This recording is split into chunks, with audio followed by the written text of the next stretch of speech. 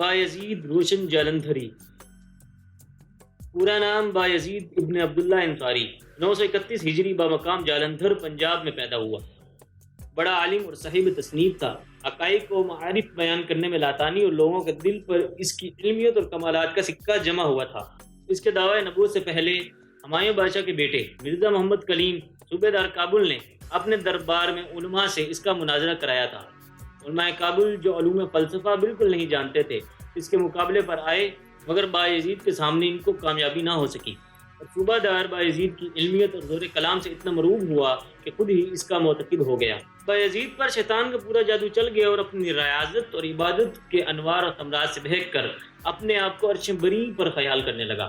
وہ یہ خیال یہاں تک بڑھا کہ اپنے آپ کو نبی کہنے لگا۔ لوگوں سے کہتا تھا کہ جبریل امی میرے پاس اللہ تعالیٰ کی طرف سے پیغام لاتے ہیں اور میں اللہ تعالیٰ سے ہم کلام ہوتا ہوں۔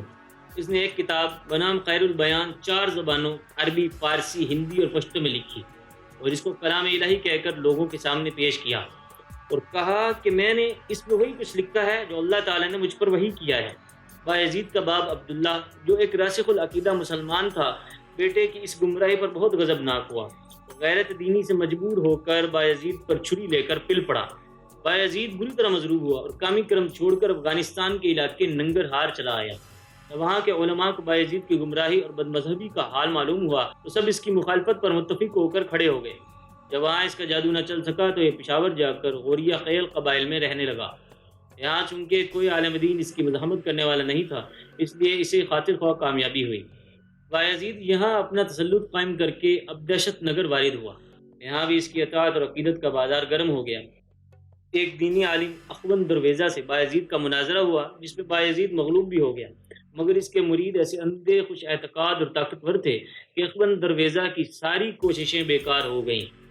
جب بايزيد کے مذہبی غارت گیری کا حال کابل کے گورنر محسن خان نے سنا، جو اکبر بادشاہ کی طرف سے کابل کا حاکم تھا، تو وہ بنفس نفیس ہشت نگر آیا، بايزيد کو گرفتار کر کے لے گیا اور ایک مدت تک اس کو قید میں رکھ کر رہا کر دیا۔